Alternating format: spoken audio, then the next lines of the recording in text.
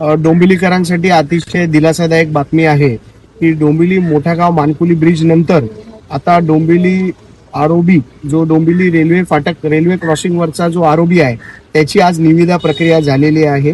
पूर्वी हा ब्रिज 2 लेनचा करण्यात येणार होता, पण सातत्याने पाठपुरावा करून हा ब्रिज 4 लेन करावा याची मागणी मी केली होती आणि आज माननीय महाराष्ट्राचे मुख्यमंत्री देवेंद्र फडणवीस साहेब आणि डोंबिवलीचे आमदार आणि प्रदेशाध्यक्ष रवींद्र चव्हाण साहेब यांच्या नेतृत्वाखाली आज हा 4 लेनचा ब्रिज मान्यता होऊन आज या ब्रिजची निविदा प्रक्रिया देखील पूर्ण होत आहे। निविदा प्रक्रिया झालेली आहे।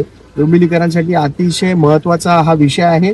24 महिन्यामध्ये हा पूल पूर्ण करण्याची निविदा प्रक्रिया झालेली आहे आणि लवकरच या रेल्वे फाटकवरचा ब्रिज तयार होईल आणि लोकांना मोठ्या प्रमाणात डोंबिवलीकरांना दिलासा मिळेल अशी आम्हाला असं वाटतं आणि त्याच्यासाठी मी प्रशासनाचे सर्व महापालिकेच्या अधिकाऱ्यांचे देखील आभार मानतो की त्यांनी याची प्रक्रिया खूप गतिशील केली आणि आता लवकरात लवकर हे काम सुरू होईल, प्रत्यक्षात सुरू होईल अशी अपेक्षा आम्हाला आहे।